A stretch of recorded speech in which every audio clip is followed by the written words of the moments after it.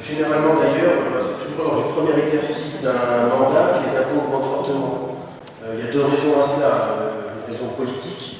Les élections sont très éloignées généralement et donc on dit qu'on va toujours s'en faire. Il y en a une autre qui est plutôt économique, c'est qu'on fait plein sur les 6 exercices en termes d'augmentation et ça c'est intéressant.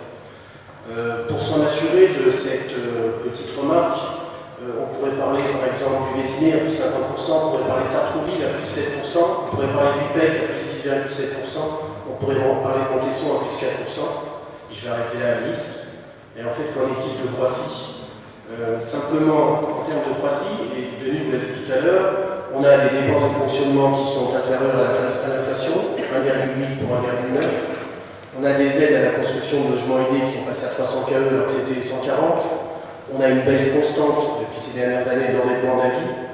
On a une augmentation des investissements globaux, vie plus assainissement, par rapport à la moyenne des 3 dernières années.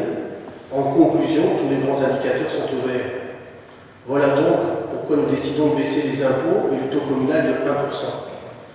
Il est clair que, vous l'avez dit tout à l'heure, il ne faut pas voir dans cette baisse le montant, mais la symbolique que cela représente. Nous voulons lancer un message fort au Croissillon. Et ce message, il est clair, c'est par solidarité. Et pour les accompagner dans la crise, nous pensons qu'il n'était pas décent cette année d'augmenter les impôts. C'est uniquement pour ça. Et en temps de crise, on veut aussi faire passer le message que la mairie, elle aussi, elle se sert la ceinture. Voilà ce que je voulais vous dire. Voilà. Donc, monsieur le député. Alors, c'est très bien. Moi, j'ai une petite remarque. Est-ce que vous n'avez pas peur qu'avec l'augmentation des taux de l'inflation, le Croissillon moyen, avec 1% simplement, voit malgré tout ces impôts ne serait-ce que peu, et que votre impact psychologique soit altéré par cela?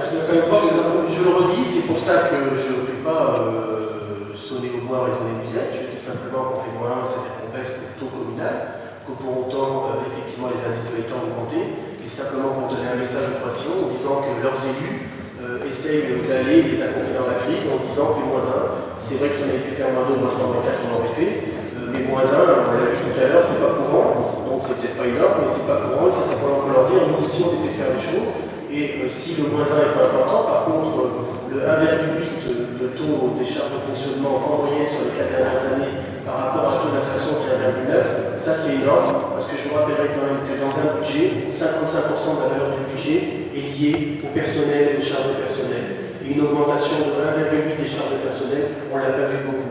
Alors vous pourriez aussi me dire, mais oui, vous supprimez du personnel, et la réponse est non, puisqu'on a quand même fait une augmentation dans les crèches, et on a plus de personnes, et on a aussi largement, pour faire plaisir à Dominique Boisdet, revalorisé tout ce qui était centre de loisirs, puisqu'on a maintenant des animations, et les centres de loisirs entre le début du mandat et maintenant ont été multipliés par 3. Donc c'est tout. Donc ça veut dire simplement qu'on n'a pas simplement un moins 1, tous les indicateurs sont en hausse. Alors effectivement, ça ne veut pas dire qu'il faut pour autant en tirer Goriol, ça veut dire simplement pour cette année, on pouvait se permettre, comme les Croissillons, faire moins 1 pour leur donner un message. C'est tout ce qu'on voulait faire, et c'est pas la valeur avec les 54 000 euros, quoique 54 000 euros multipliés par 6 ans, ça fait à peu près 320 000 euros, et ces 320 000 euros, un taux de subvention d'ordre de 20%.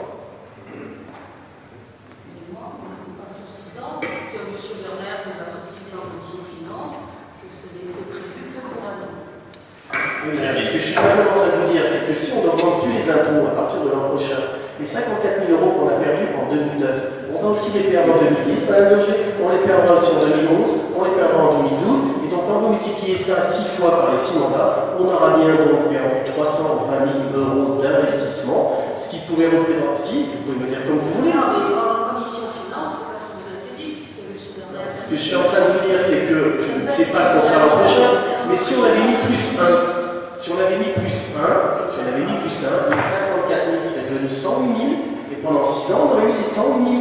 Là, on se bute de 54 000 euros. C'est aucun, c'est juste des chiffres, c'est peut-être pas en mathématiques. Il dit simplement que c'est 320 000 avec un taux de subvention d'ordre de 20% comme on les a, c'est un projet à 360 000 euros qu'on aurait pu faire dans la vie. Donc voilà, ça ne représente pas grand-chose, mais ça représente même 360 000 euros. Donc on va peut-être pouvoir passer au vote.